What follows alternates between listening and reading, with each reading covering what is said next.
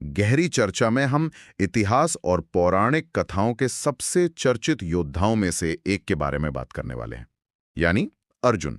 हमारे पास कई ऐतिहासिक लेख हैं, कुछ मनोवैज्ञानिक विश्लेषण भी हैं और भगवद गीता के सारांशों का एक पूरा बंडल है।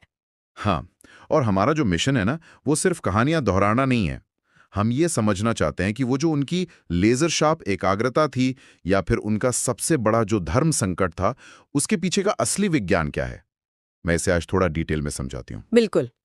तो चलिए शुरू करते हैं।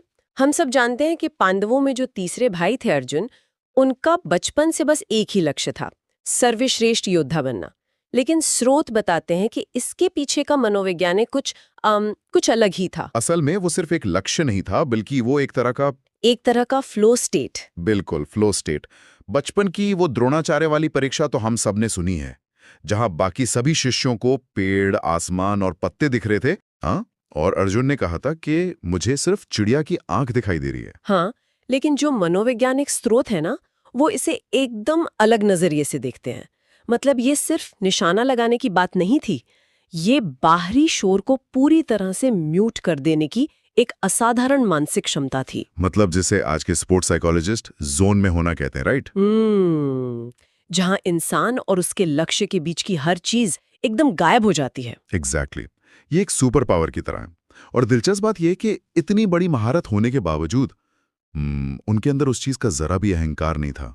द्रौपदी स्वयंवर का प्रसंग इसका बहुत ही सटीक उदाहरण है। वो नीचे पानी में परछाई देखकर ऊपर घूमती हुई मछली की आंख पे निशाना लगाने वाला वाकया है ना। हाँ, वही। वो तो वैसे ही इतना नामुमकिन सा टास्क लगता है, लेकिन स्रोत यहाँ किस बात पे ज्यादा जोर दे रहे हैं? देखिए, श्रोता उस घटना के पीछे छिपी विनम्रता को हाईलाइट करते हैं।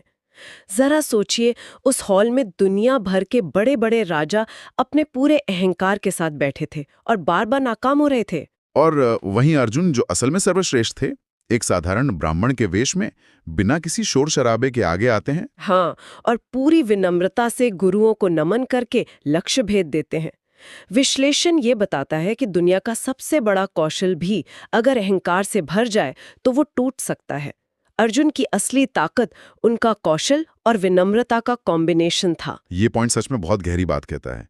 लेकिन मुझे स्रोतों के उस हिस्से ने सबसे ज्यादा चौंकाया जहां कुरुक्षेत्र के युद्ध की शुरुआत का जिक्र है। दुनिया का सबसे महान योद्धा अचानक रणभूमि में अपने हथियार डाल देता है। इसे समझने के लिए हमें उस मनोवैज्ञानिक द्वंद्व को देखना होगा जिसे श्रोता अप्रोच अवॉइडेंस कॉन्फ्लिक्ट कहते हैं। एक सेकंड, ये थोड़ा टेक्निकल हो गया। ये जो अप्रोच अवॉइडेंस कॉन्फ्लिक्ट है, ये आखिर है क्या? मतलब आसान भाषा में इसे कैसे समझेंगे? मैं इसे ऐसे समझाती हूँ